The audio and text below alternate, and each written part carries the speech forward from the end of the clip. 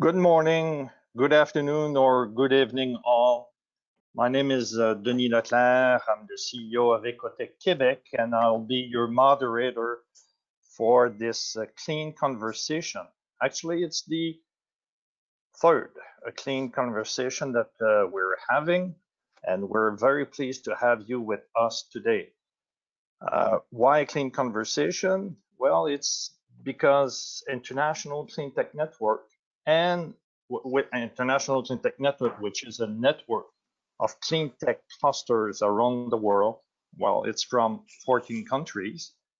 And we partner with Solar Impulse Foundation to identify efficient solutions for a better world. And so that's why we're very pleased to have Bertrand Picard, the chairman of Solar Impulse Foundation, and also we have very interesting people. One from we have this Pierre-Étienne Franc, vice president of Air Liquide. He has some technical problems, so he will join us a little bit later. And we do have also Stéphane Roussel, Managing Director of Solvay Ventures. So, Madame, and also Jeanette Jackson, of course, CEO of Foresight, an accelerator based in Canada. So you have Canada and you have Europe and international with Bertrand, because Bertrand is all over the world. And we're pleased to have you with us. I've been told that we have people from Africa, India, Argentina, Chile, Switzerland, France, South Africa, Norway, Spain, US, Malaysia, all welcome to this clean conversation. So it's a conversation, so no presentation. Basically, we will exchange on a very interesting subject, which is clean investment and how corporate can partner with clean tech, how they can increase or accelerate clean tech adoptions.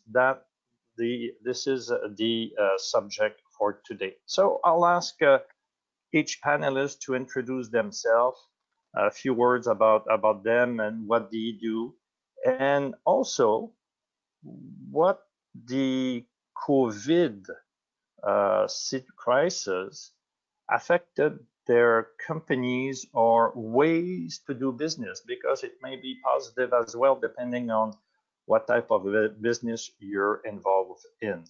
So I'll start right now with, why not Canada? Because it's 9 o'clock in Vancouver, 9 o'clock a.m. in Vancouver. So good morning, Jeanette.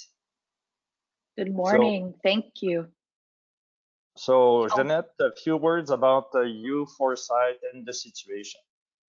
Absolutely. So, Jeanette Jackson, CEO of Foresight. We are a clean tech ecosystem accelerator, and we do that through different programs and initiatives that support SMEs, industry, investors, academia, and government essentially come together to support the scale up of clean technology companies, the deployment of those technologies across Canada, and then of course we love to export clean technologies to many regions that you're all represented here on the panel, as well as on the phone call here. In terms of what's transpired in Canada for Canadian clean tech companies, really what we've seen is COVID-19 has impacted their ability to raise investment dollars, as well as a lot of questions around purchase orders and customer engagement. With that being said, we're looking very optimistically. In Canada, recent announcements are already indicating that climate is going to be one of the #1 priorities for the Restart and Recovery Plan. And in this topic today, in terms of corporate championing of clean tech adoption, historically, Foresight has led many different what we call challenges with industry, and that means whether it's forestry, built environment, transportation, a lot of the large associations and industry partners look to Foresight to source innovation to solve some of their most immediate sustainability needs. And we're seeing a lot of interest in those programs ramping up now that things are starting to stabilize a little bit.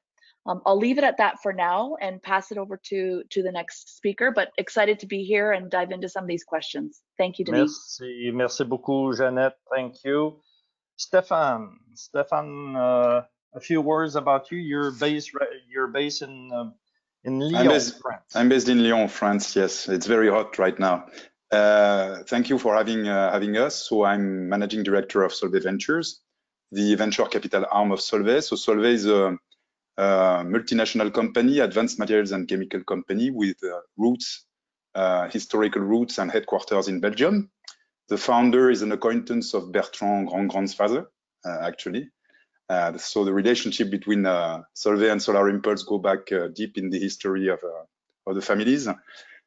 So we are a 10 billion euro company, and I'm involved in clean tech investment myself. I'm a corporate venture capitalist I've been for the last decade, investing in materials innovation wherever there is a sustainability component across themes like fuel cells, energy storage, solar. So Solvay has well withstanded the COVID crisis, if you like. So we have a diversified portfolio of businesses, some of them really deeply impacted by COVID, such as aerospace. So we are somewhat exposed to aerospace. We sell lightweighting solutions for the planes we fly to make them more efficient, more fuel efficient. And this business is severely impacted by COVID, obviously, such as automotive. But other businesses we have, such as soda ash, helping buildings being more energy efficient, so insulation, window insulation, and so on, or our food or healthcare business, obviously, have been doing much better. So I would say like many other corporations, cash is king in this situation. So we want to preserve our employees, our talents, and so we've taken measures to protect ourselves. So in these times, obviously, it's more difficult to put cash at work on the longer term horizon, but it's a temporary, I would say, thing, and Solvay has the vision and commitment to support clean tech innovation on the longer term. In terms of championing clean tech adoption, we are a large corporation, so we can do this in two ways. So there is strategy, obviously, and the commitments we take. And so we've been a partner of the Solar Impulse Foundation. We've been a technology partner of the Solar Impulse project, the plane. We've contributed technology innovation to the plane, some of which today find their application in markets such as batteries, SOLEF PVDF, one of the 7 solutions that have been labeled under the World Alliance. And so there is a longer term, the vision. We have a One Planet sustainability agenda, so extra financial commitments that we've designed recently, the planet that we hold in trust for our children. But more than that, we need to take concrete actions now with technologies that are market ready and implement them in our own house. And so chemistry can be perceived externally as part of the problem, obviously, and there have been examples of this, but chemistry, being the mother of the industry, of all industries, is part of the solution, and our products are invisible ingredients in many of the day-to-day products we use. And so putting our house in order, we are, for example, switching coal-fired boilers, energy generation boilers, to biomass in some of our plants. So that's not a zero-sum game, but that's an investment we make for the future. We are also, I would say, increasing our commitment to circularity. So we are a partner of the Ellen MacArthur Foundation, and we've committed to doubling our sales with products that are either circular or renewably sourced by 2030, for up to 15% of the turnover by 2030. But not only that, but I've heard Bertrand saying that some of these solutions today are affordable and cheaper than the old world solution. But actually, if you look at the Zoe or a Nissan Leaf price today, this is not a car that many on Earth can afford. And so there needs to be innovation for clean tech to reach the mass market. And so corporations have their role to play there as well. And that's where I've been involved most in the last decade. Thank you.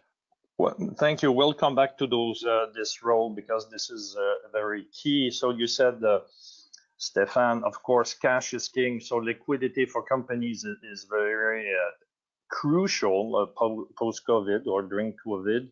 Customers too. that's for sure. How to secure the market, but also talent, your in-house expertise to to keep it within the company, within your SME, innovative SME. This was also what we saw in North America in terms of issues.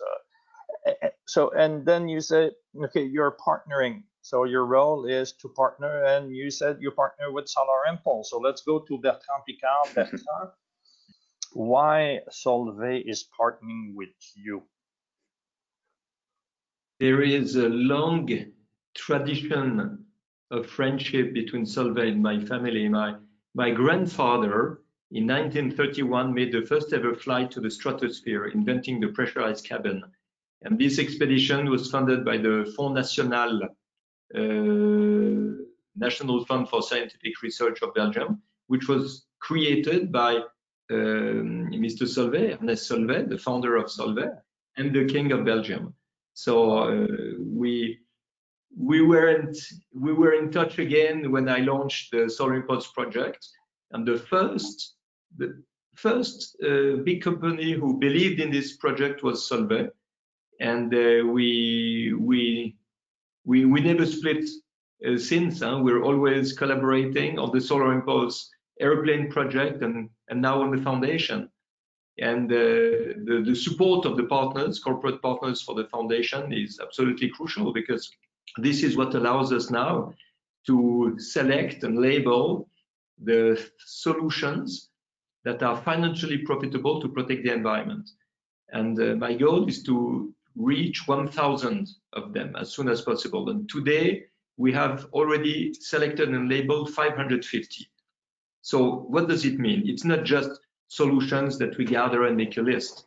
It's 550 proofs that the protection of the environment can be profitable. And the link with the COVID crisis is absolutely obvious today, because everybody speaks of recovery. There are billions, trillions of dollars flooding in the market to help the companies to recover. But there are two ways to use this money. One is to go back to the past and rebuild the infrastructure, the processes, the industries that were polluting, inefficient, and already on the edge of a recession before the COVID crisis, or to make a clean and efficient recovery, which will make and build a modern world. And if you want to build an efficient and modern world that will protect the environment and be more profitable, you need tools, you need solutions. And this is why today with the Solar Impulse Foundation, we are so much involved with the discussions with governments, with regions, with corporations, with institutions who are using or want to use these solutions. And the best sign of it, the best symbol of it, is that we're speaking of clean technologies today, not with environmental NGOs, but with corporations, with Solvay, with Air Liquide. And we have published a tribune in the Financial Times a few days ago, which was co-signed by the partners of the Solar Impulse Foundation, which are big corporations. And what did they ask? They asked the governments to have much more ambitious energy policies and environmental policies in order to give predictability to the big corporation and to the industry to know in which direction to invest. And this is completely new. It's absolutely fantastic to hear big corporations asking the governments to be more ambitious in the environmental targets. And they know they can reach them, these targets, because we have solutions that are financially profitable. So it makes a virtuous circle in which the clean technologies today become the vital tool in order to make a clean recovery. And if there is no clean recovery, there will be no recovery at all. Bertrand, it's one thing to put an article in a newspaper to say, yeah, yes, we need to do so for a sustainable recovery. So that's words. Now, in terms of actions, and let's go to Jeannette. How do you see those corporations acting in a concrete way to help the innovative SMEs to test maybe their technology or to find some funding for their prototype. How do you see the role of these major corporations? Yeah, so Denis, I'm really excited. I said here, are you talking about it or are you actually doing something about it? So I was making my notes. So this is the perfect segue. No, I think it's true. You know, a lot of companies, unfortunately, still tend to do a little bit of greenwashing. And we do also know that there's tons of great industry partners that are actually taking action. And in Canada, we have some really interesting mechanisms. I don't know if everyone's familiar with, you know, SDTC, which is Sustainable Technology Development Canada. We have IRAP, NRC IRAP, which is basically an organization that supports early stage innovation. We have our Economic Development Bank of Canada, as well as our Business Development Bank of Canada. And all of those large organizations that are government run have different facilities and mechanisms that allow early stage SMEs to partner with industry to mobilize projects. And of course, the scale and scope of those projects will depend on the industry that they're in. What we also know in Canada is that we're a heavy resource sector, resource economy. So we rely heavily on oil and gas. We know it, we're owning it, but we also have a strong commitment through what we're calling the Clean Resource Innovation Network, CRIN, which has $100 million to look at how do we solve carbon, methane, other sort of emissions that they need to capture and make value out of, and turn them into sort of greener operations through programs and matching funds. So there's lots of mechanisms that allow SMEs that are a bit earlier stage, we call it the technology readiness levels in Canada, to connect with industry on specific projects based on the needs of those larger industry partners. But we also know that certain sectors are more advanced in that understanding what innovation can do to make them competitive and green. And so, you know, we are at Foresight, we support a lot of those programs through communications and workshops, and basically helping the companies understand what innovation can do for them. And on the other side, making sure that the SMEs that are applying to be part of those solutions have the right team, value proposition, and business model to make it worthwhile. Thank you, Jeanette. So this is the perception of an accelerator. So let's go to Stéphane. Stéphane, as major corporation, do you work with organizations like Foresight or Ecotech or other clusters that can be not incubator per se, but accelerator in the matchmaking of innovation and the users? I would say yes. We work with them. Sometimes we see them, you know, these are ecosystems. We have limited opportunities to partner with them. So obviously we tend to, as a company born in Europe, we tend to be more European centric in our research. So typically we would tie with ecosystems that are more European in nature. So we have, for example, joint labs with CNRS in France. So that's fairly upstream research, and we have pre-agreed. We have I would say an umbrella contract with CNRS with researchers contributed by industry, by us, researchers contributed by CNRS, and researchers contributed by academias. And so that's one of the examples of these partnerships. But more globally, I think we've been also, via my activity, looking at the US ecosystem, accelerators like Cyclotron Road around Berkeley, and where we see, I would say, the matchmaking with industry early on in the development of startup companies as a key to success, to avoid some of the traps of the previous Cleantech hypes, like in 2007 and 2008. We'll come back to that hype, but Bertrand, how can we, I mean, Solar Impulse, International Cleantech Network, and other type of international organizations, how can we help major corporations to discover technology innovations out of their, I would say, natural region? Because there is innovation all over the globe. So how can we help Stéphane finding great innovation in Montreal or in Vancouver or in other regions in the world? By taking all these startups, all these solutions out of the shadow, out of the darkness, because these solutions, either from big corporations or from startups, they are unknown. we have no idea of what exists. They are treasures, such a rich innovation, creativity, inventivity. I'm fascinated each time I see a new solution. I'm falling off of my chair sometimes because it is so great to see what the genius of human brain can invent. But if nobody knows it, it's useless. So basically, what do we do? And this is the nice partnership that we have with Ecotech Quebec and with ICN.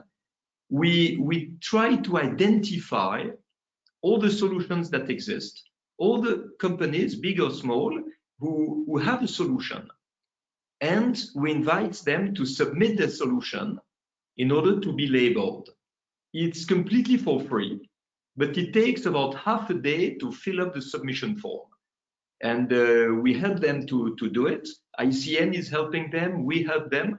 And the goal is just to be sure that these solutions being assessed by our experts can be credible. It means they have to work today. It's not an idea for the future. It is something that can go on the market or is already on the market right now. It needs to be financially profitable for the one who produces it and for the consumer, and it needs to protect the environment. If the three criteria are met, the solution gets the label solar impulse efficient solution. And then it's a real credibility and visibility for these companies to network much better, to have more investors, access to the market, access to public procurement also, because we work with governments in order to help these solutions to be recognized, to enter into the process. And a lot of times, you just need to change the rules of the public procurement. You need to change the rules of investments if you want these solutions to have a chance to make it to the end consumer. Because as long as it is legally allowed to pollute, nobody will take these solutions, even if they are profitable. This is the big paradox.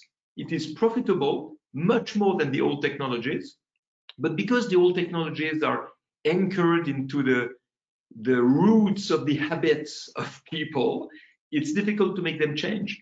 So when we have these solutions and we can show them to big corporations and to the political world, then the mindset can change, because also the rules can change, the regulation can change, and encourage the implementation of these solutions.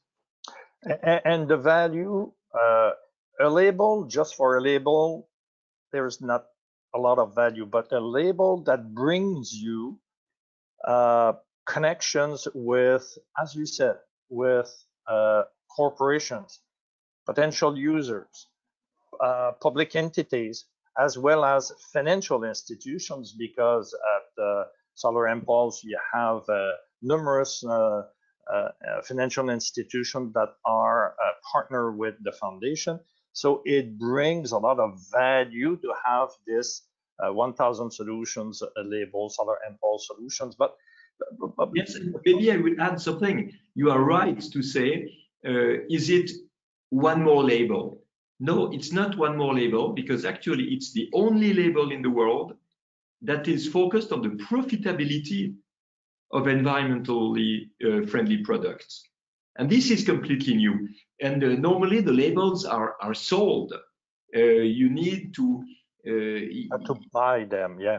You need to buy the right to use the label. And because we are non-for-profit, it does not cost a penny to the company who is submitting the solution and who gets the label, because we have our own partners like Solvay, like Air Liquide, who allow us to do all our job, all our work, to label solutions for free and to promote them for free.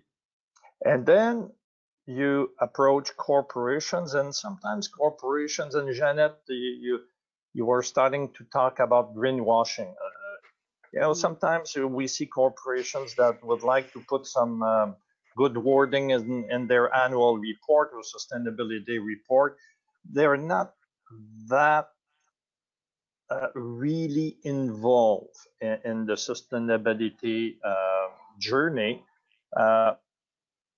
The question here is, how can we in terms of SMEs, innovative or consultant, or people that are listening to us from government, how can we evaluate if an entity is really green or an organization is really green. What are the matrix? Stéphane, what's your matrix to say that, yes, we're really committed? Question for me? So we have, just to give you one key metric, we know our CO2 footprint is not good, for example, at Solvay, but if you look cradle to cradle, our products contribute on their life cycle to, for example, I mentioned insulation in buildings through the production of glass for windows. We sell a product that allows glass to be manufactured at a lower temperature. If you look throughout the cycle of life of glass, you have a positive benefit, but still manufacturing these products is costly in terms of CO2. So the example I've given you of switching coal-fired boilers to biomass will, for example, reduce our footprint by some 260 kilotons of CO2 per year. So that's massive. And so that will allow us to align our CO2 trajectory to the Paris Agreement, which is the commitment we've taken. And on that, we can be held accountable and measured, I would say. And when you say measure, it's because your achievements or your objective are publicly available? We publish this as part of extra financial communication in our reports, yearly reports. So that is audited and auditable. Yeah. And Janet, how do you see corporations maneuvering, let's say, in this sustainability journey? Yeah, so I think there's quite a few different variables. We were really delighted to see that the federal government's program to support large industry here in Canada for COVID-19 has an element of reporting tied to it. So they have to actually report on their goals and objectives related to sustainability and adoption of clean technology. For us, we've supported over 450 clean tech SMEs navigating their engagements with industry, and we look at a few buckets. The first is how much do they spend on R&D in clean tech or innovation? And not everything is necessarily clean tech for some of our industry partners. It's quite broad. So we look at how much R&D spending they have. Of course, we look at GHG reductions. Other areas that we look at are water and waste and transition from electrical and here it's hydropower, but transition to renewables depending on where you are in Canada. And BC, it's a bit different. And so I'd love to see a little bit more standardization on corporate reporting. Not everyone is going to have something in every bucket, depending if you're a more service, oriented organization like a software company versus, producing, some chemicals and other hard products. So yeah, those are sort of the metrics, and I'd love to see work together to figure out some standardization on that reporting. And then of course in annual reports now you're seeing more and more of in their financials how much they're investing and leveraging positioning with clean energy and green and clean tech as part of their value proposition to stakeholders and shareholders. We received a question about the role of corporations. You mentioned a few because it's not easy for a corporation to help a micro. The question is a micro enterprise. So a small, really startup. It's difficult, and it's difficult for a startup to find also a corporations. They're not looking for corporations only for money. They are not only looking for corporations as a perspective of buying, but they're looking also at corporations as I would say, strategic partner or even a mentor to help them navigating in this market. So is these three, is there other role that corporations can play? Have you seen, Bertrand, some other corporations making bolder moves to help SMEs and their journey of accelerating innovation, finding cash, money, and also accelerating the commercialization of their innovation? Yeah, what I find interesting is not when a corporation announces that they will be carbon neutral in 2050. This I don't care, because we won't be there. It's the best way to wait for 2049 before starting to do something. I hate that number 2050. I just hate it. What I like is corporations who commit for much more ambitious goals, 2030, or sectors. I give you an example. Nestlé has launched a special institute for packaging in order to be much more sustainable in packaging. And this fits completely the LVMH philosophy. LVMH wants to be more efficient in the supply chain for packaging, for transport, for energy, and so on. So there are sectors where they commit to be active very, very fast and starting today. And they need solutions. They need solutions for that. And this is where the partnership with ICN, with Ecotech Quebec, and with other incubators is so interesting, because we organize some e-pitches where we have these corporations select in our list of solutions which one is interesting for them, and we organize the pitch. And in 1 hour, you have all these companies who present what they do, and then the corporations are keeping the relation with the one that are really interesting, that match with their goals, and we start to have really, really good results. Interesting approach. That's true that these companies that are closer to consumer that you mentioned, Bertrand, like Nestlé, it's true of Apple, also Amazon announced today that they were committing 2 billion in a climate pledge fund to invest in innovation in clean tech.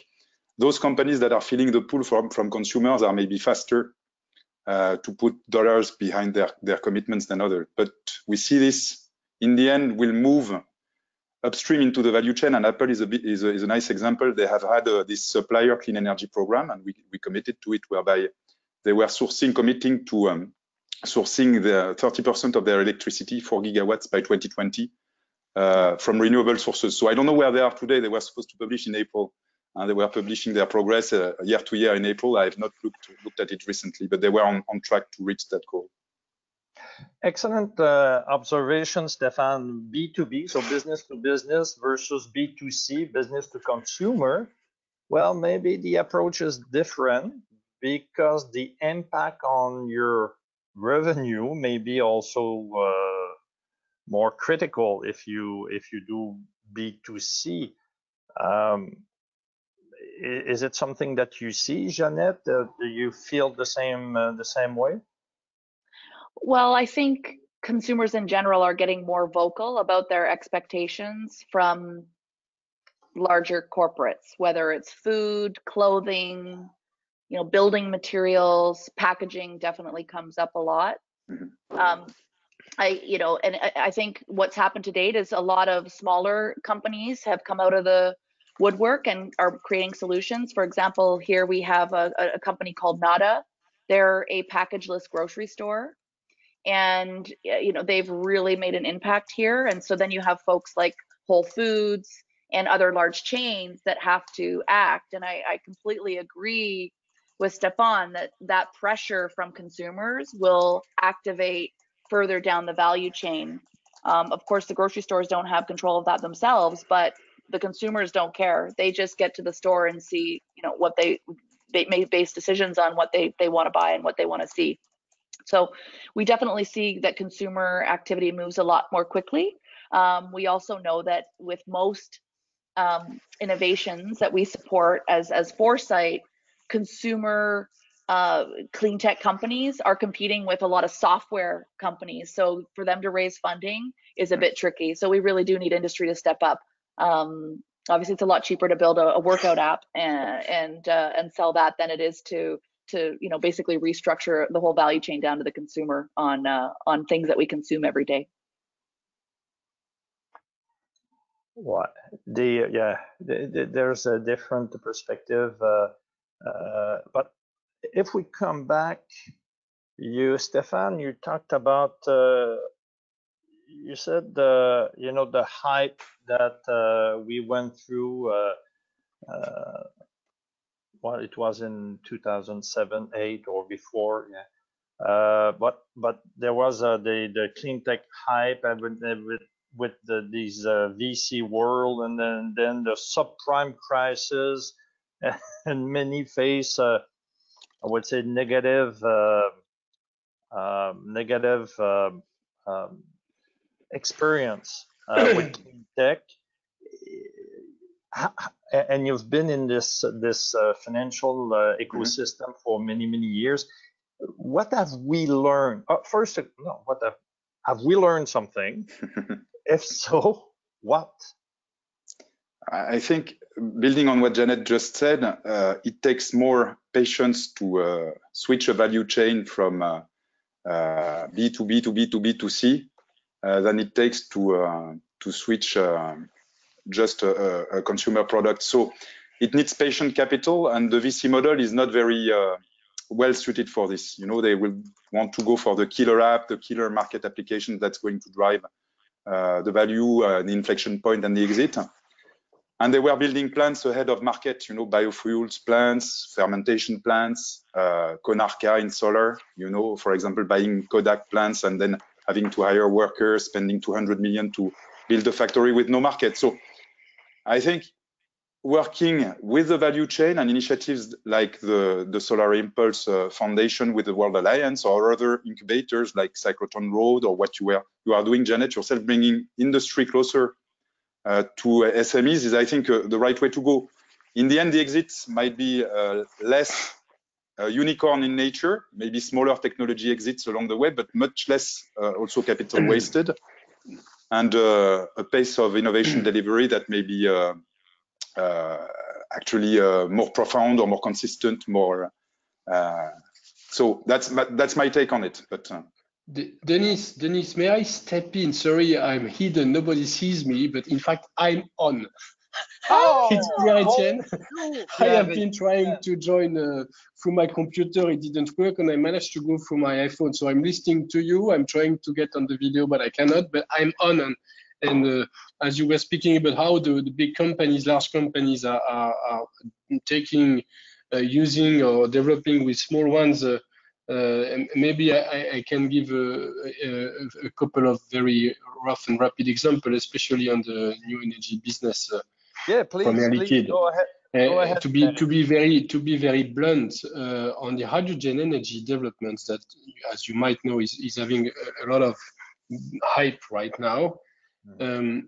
We would have done, and we would be probably close to nowhere without at least 2 startups that we basically helped develop and are now taking a big portion of infrastructure development. If we take California, today, basically almost 50% of the infrastructure deployment of hydrogen stations for mobility has been pioneered by a couple of guys which started the company with some loans from Toyota, from Honda, and then from us.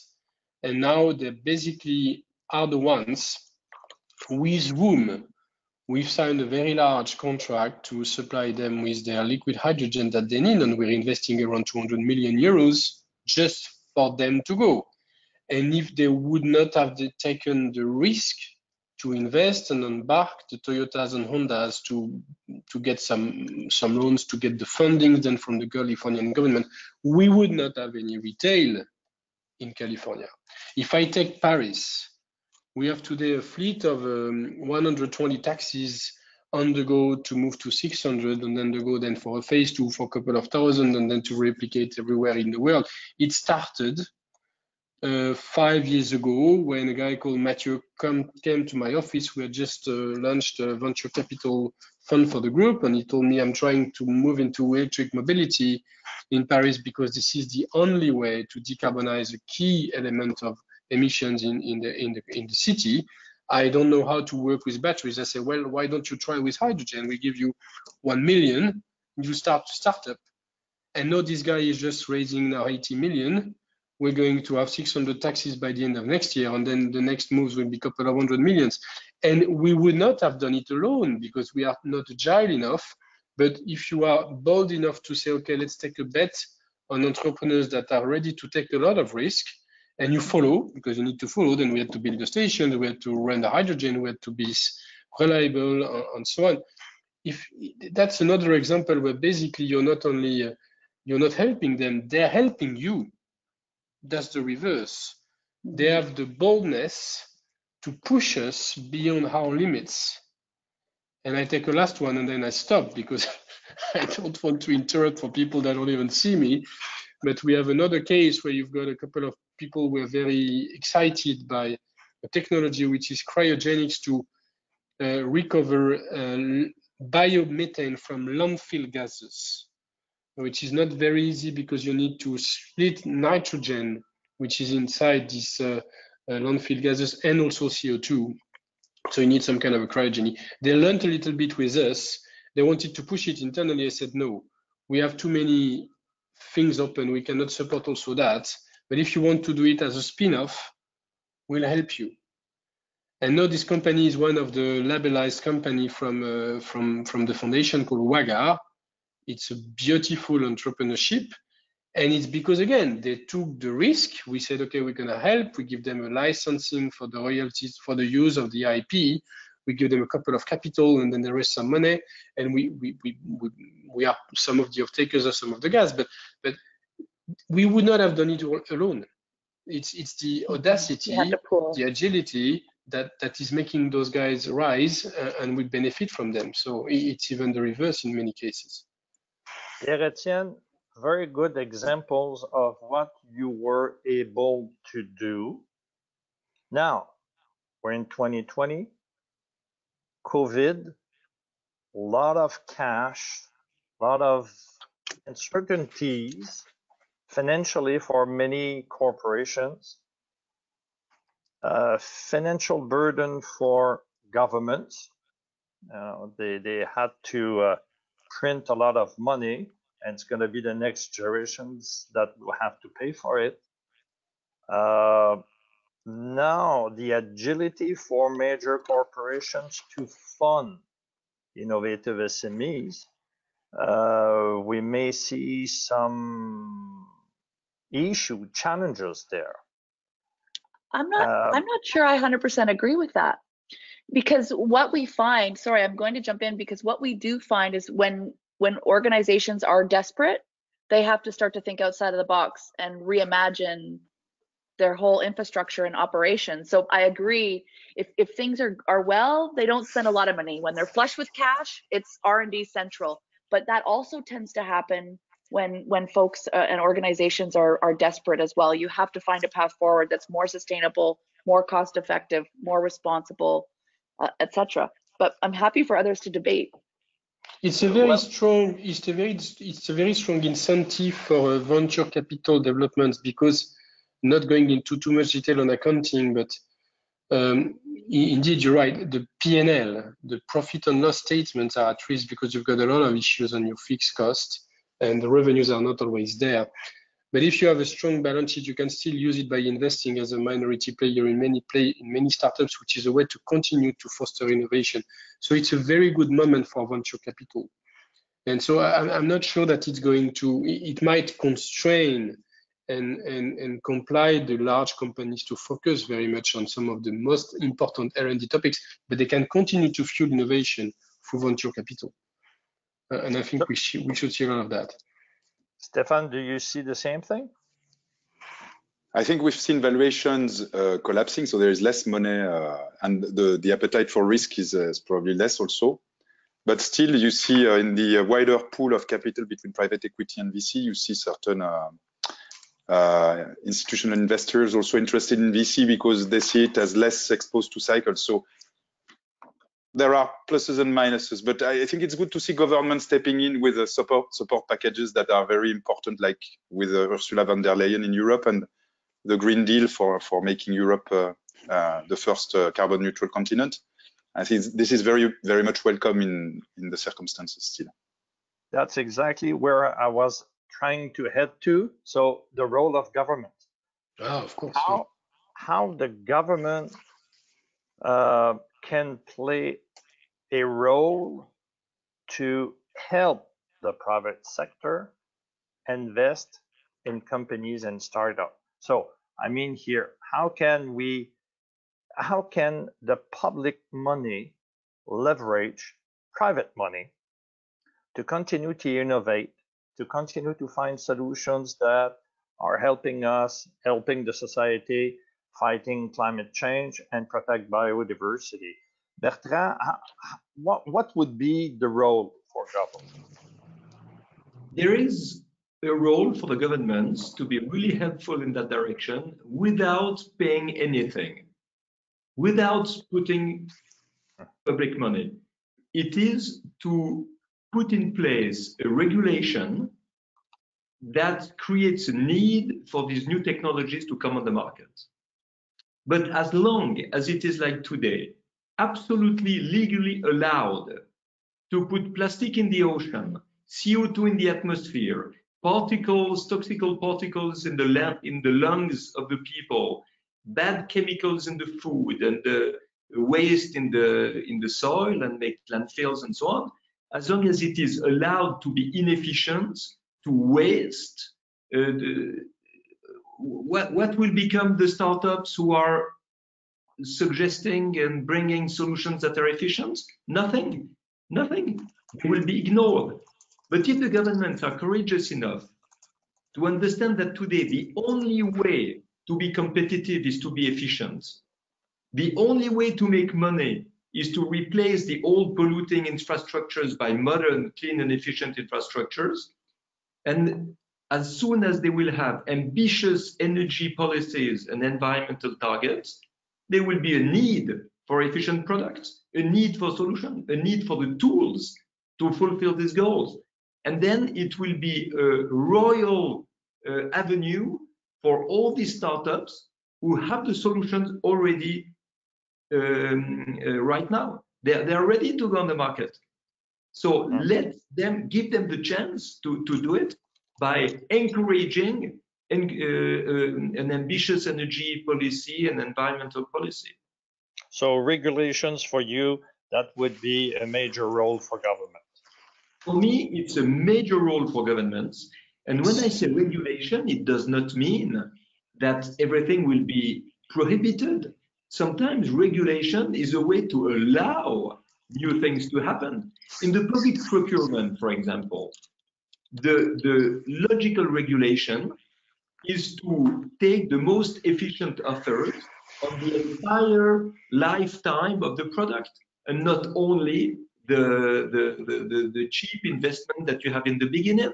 Because today you buy diesel buses because it is cheaper to buy, but you don't know when you do it that you are losing $400,000 over the 10 years lifetime of the use of the diesel bus compared to an electric bus. Another way to show what regulations have to do. Today, in most parts of the world, it is prohibited to discharge your electric car on the grid. But if you were allowed to do it, and you have enough critical mass of batteries for electric cars, you would be able to cut the peaks of consumption that are destroying the productivity of energy in a country, because you would have a flat curve by answering to the needs, by discharging the electric cars, but it's not allowed. So you see, regulation has a really important role of encouraging and allowing new behaviors, not only prohibiting bad behaviors. Denis, you know that we tend to forget, but the role of policymakers is by definition to put the new rules of the game on which new markets develop. Tourism has been developed because vacation have been created. There was no tourism before. So it's also always a set of very strong regulations that are pushing forward many new consumer products. There is a part of it which is driven by individual demand, but a lot which is driven by just new ways of working. So it's perfectly right.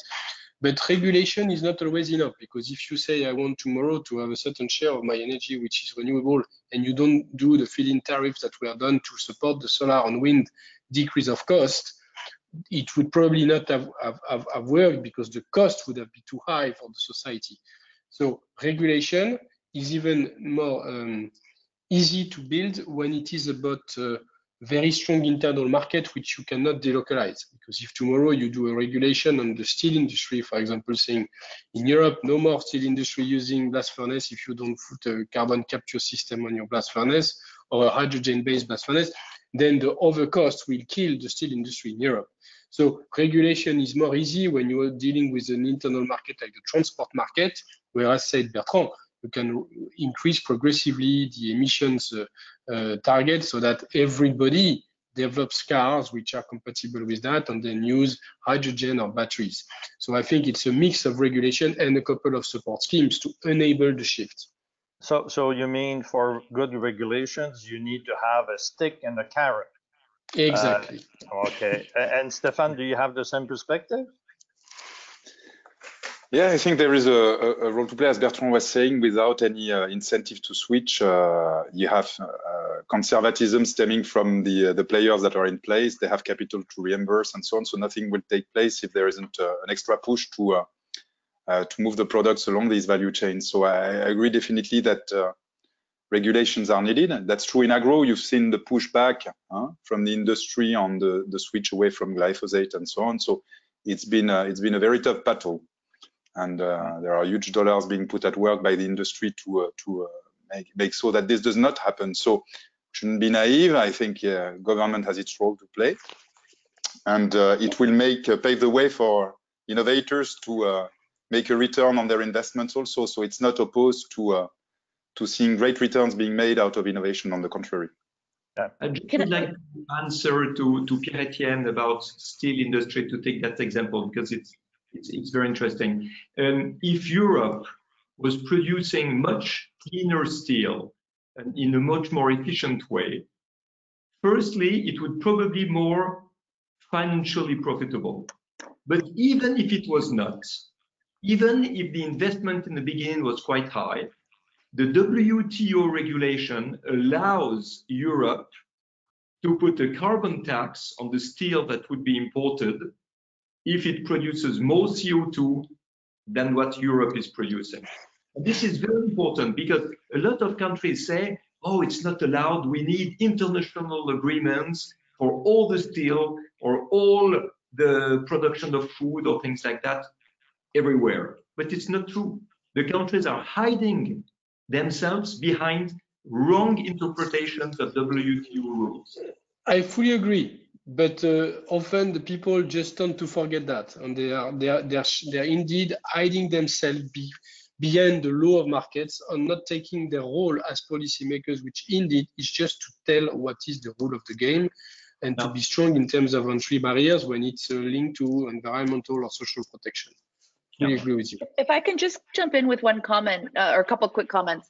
One of the things that we look from a policy perspective is that it just creates a level of confidence for the SMEs, the industry partners, and investors to do business in that region. So in British Columbia, we have what we call the Clean BC plan. It's a path forward to net zero carbon by 2050. Lots of great work in there. One of the key things with policy is that in Canada to date, it's been a little too much the what and the how, not just the what. So if we just set strong targets, but don't dictate or limit innovators' ability to reimagine what that might look like, it creates much more of an open, dynamic framework for those key stakeholders to operate and do business in. One thing that I just wanted to touch on, Denis, you asked about sort of tying government's role to leverage. I personally would like to see a little bit more road mapping and clarity on roadmaps, like where are the real gaps technically, where is industry really having problems in terms of reducing GHG emissions, and sort of focusing resources to solve those problems. In Canada, we have a lot of matching programs, as outlined earlier. The one bucket that we often forget is the investor bucket. Why aren't investors engaged early on when we define the what? When we're figuring out what projects, what infrastructure, what technologies are going to be deployed, let's make sure we get those capital partners at the table as well. I just don't think that work is done enough, and that's sort of what I'm hyper passionate about moving ahead. Well, there's still a lot to do, Jeanette. Yeah, I agree with you. We have only 3 minutes left, so 3 minutes left. My last question for each of you. You have 30 seconds to answer. What would be your advice for people that are listening right now? You know, they are part of the clean tech ecosystem. What would be your advice to how can they contribute even more on a greater way to a sustainable recovery post-COVID? Because all those governments and territories, they will figure out their way of recovery, and the recovery has to be sustainable. But what would be the role, our role, to make sure that, yes, the recovery will be sustainable? Who wants to start? I agree to start. Change the language. This is what they have to do, change the language. Clean technologies are not there only to protect the environment. And very often we promote the protection of the environment as the first argument, which is not very convincing for companies who have to pay 50,000 salaries at the end of the month, or governments who need to create jobs. We need to speak of the technologies that increase efficiency, that increase profit. And by the way, it also protects the environment. Maybe I had another very simple suggestion is that they need to have a bold plan, but a simple start. And it's very easy to drag down large group with a simple demonstration start. And then if it works, you can put the large groups to follow you far more deeply. So let's be bold in the audacity, but let's be simple in the first steps, because it's the way to go fast. Just building on the bold statement, for me, I would just say it's power of the network. So the more like-minded people we can have coming together, pushing these initiatives forward, the better. So connect with your folks in your region, the clusters in your region, and just stay on top of it. Yeah. Passion and resilience and patience as well, because it will take time. They will be on a tough journey, but still, I think they will make it. And the choice of partner is important. Getting partners to help you along the way is very important, but choose with whom you partner with and take time to do so. I think it's very important. Excellent. Thank you very much. And partners, yes, this is key. And the clean conversation that we're having today, it's an example of partnership between International Clean Tech Network and Solar Impulse Foundation. Because we're sharing the same vision, we need to see those efficient solutions more and more in the market, and helping those SMEs and major corporations to do the right thing. That's exactly our goal. Thank you all. Thank you very much for your participation, and I hope that you had fun too, because I really appreciate and had fun moderating this conversation. So thank you all. Thank you. See you soon. Thank you. Thank you. Thank you, Denis. Thank you. Thank you. Welcome to all the solutions. Thank you.